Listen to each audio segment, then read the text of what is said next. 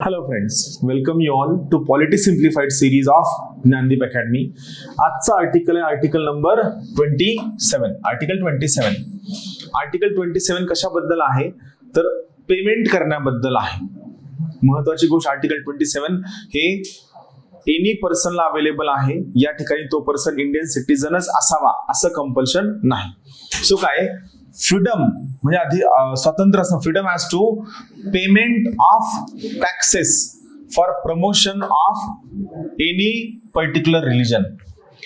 कोणत्याही व्यक्तीला एखाद्या पर्टिक्युलर धर्माच्या प्रमोशनसाठी तुम्ही टॅक्सेस कंपल्सरी घ्या असं म्हणू शकत नाही, किंवा कोणत्याही व्यक्तीकडनं तुम्ही एखाद्या पर्टिक्युलर धर्माच्या प्रमोशनसाठी कंपल्सरी अनिवार्य टॅक्सेस गोळा करू शकत नाही.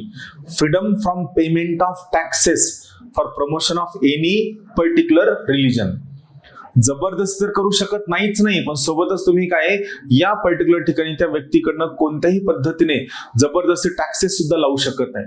मला सांगा, या प्रकारचा एखादा धर्मावरील कर तुम्हाला आठवतो का? हो, या प्रकारचा एक कर होता जिझिया कर. मुघलांच्या काळात या प्रकारचा जिझिया कर नावाचा एक कर होता, जो एका पर्टिक्युलर धर्माच्या प्रमोशनसाठी वापरला जात असे. तर या प्रकारचा कोणताही कर तुम्ही कोणत्याही व्यक्तीकडनं येऊ शकत नाही, फक्त सिटीजनच नव्हे तर कोणताही व्यक्ती, मग तो भारतीय नागरिक असो किंवा परदेशी नागरिक असो, भारतामध्ये वास्तव्यास असणारा किंवा भारतामध्ये या व्यक्तीकडनं तुम्ही त्या ठिकाणी एका पर्टिक्युलर धर्माच्या प्रमोशनसाठी कोणताही कर घेऊ शकत नाही.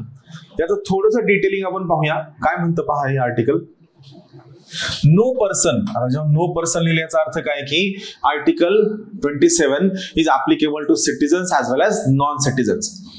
No person shall be compelled, म्हणजे कोणत्याही व्यक्तीला तुम्ही फोर्स करणार नाहीत, जबरदस्ती करणार नाहीत, to pay any taxes the proceeds of which, म्हणजे टॅक्सेस मधून गोळा केलेले पैसे, any proceeds of which are specifically appropriated in payment of expenses for the promotion or maintenance, either promote करणं किंवा मेंटेन्स करणं of a particular religion or religious denomination.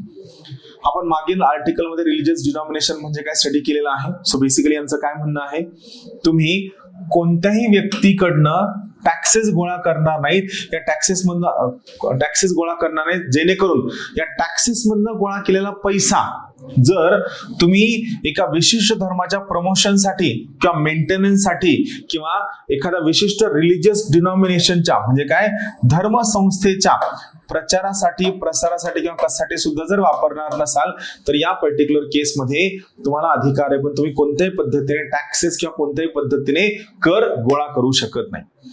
Freedom to payment of taxes म्हणजे एखाद्या particular धर्माच्या प्रमोशनसाठी कोणत्याही व्यक्तीकडनं कोणत्याही पद्धतीने टॅक्सेस गोळा केले जाणार नाही. थँक्यू.